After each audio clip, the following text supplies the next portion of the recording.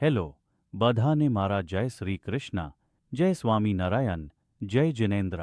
આજે આપણે વાત કરશું પાકિસ્તાન અને અફઘાનિસ્તાન વચ્ચેના તણાવ વિશે. હાલમાં પાકિસ્તાન અને અફઘાનિસ્તાન વચ્ચેનો તણાવ માત્ર સરહદ સુધી સીમિત નથી રહ્યો.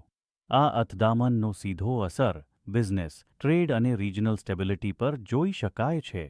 પાકિસ્તાન અને અફઘાનિસ્તાન વચ્ચે વર્ષોથી બોર્ડર ટ્રેડ મજબૂત રહી છે.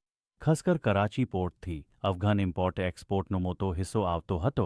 પણ હાલેના તણાવ પછી સરહદ પર મૂવમેન્ટ ધીમી પડી છે. ટ્રક્સ અટકી ગયા છે, કન્ટેનર ક્લિયરન્સમાં વિલંબ થઈ રહ્યો છે. આ બધુંનું નુકસાન સીધું અફઘાન વ્યાપારીઓ અને આમ લોકોને થાય છે. અફઘાનિસ્તાન મતે પાકિસ્તાન એક મુખ્ય ટ્રેડ રૂટ હતો, પણ જ્યારે બોર્ડર બંધ થાય ત્યારે મોંઘવારી વધે છે અને સપ્લાય ચેઇન બગડે છે. આ સ્થિતિ બંને દેશ મતે વિન વિન નથી.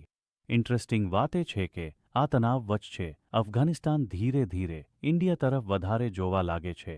ઇન્ડિયા અને અફઘાનિસ્તાન વચ્ચેના સંબંધો ઇતિહાસથી જ મજબૂત રહ્યા છે.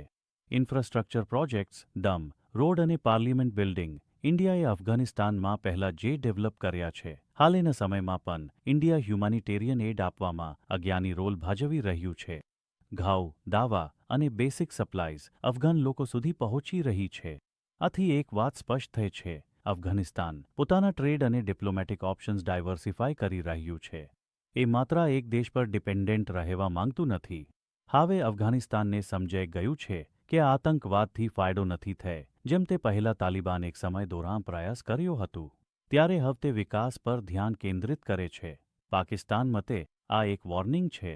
જો બોર્ડર પોલિટિક્સ વધશે તો રિજનલ બિઝનેસ હારી જશે. ટ્રેડ રિલેશન તોડવાથી કોઈ પણ દેશને ફાયદો નથી. અને હા, ઇન્ટરનેશનલ પોલિટિક્સમાં ફ્રેન્ડશિપ પરમનન્ટ નથી હોતી, પણ ઇન્ટરેસ્ટ પરમનન્ટ હોય છે. આવતા વિડીયોમાં પાકિસ્તાન અને અફઘાનિસ્તાન વચ્ચેનો ઇતિહાસ, તાલિબાન પછીના બદલાવ અને આ રિલેશન ફ્યુચરમાં ક્યાં જાય છે તેનું ડિટેલમાં વિશ્લેષણ કરીએ. વિડીયો મિસ ન કરતા સબસ્ક્રાઇબ કરો અને તમારું ઓપિનિયન કમેન્ટમાં જરૂર આપો. હું રજા લેઝ એન્ડ કાલે ચોક્કસ મળીશું નવા એપિસોડ સાથે.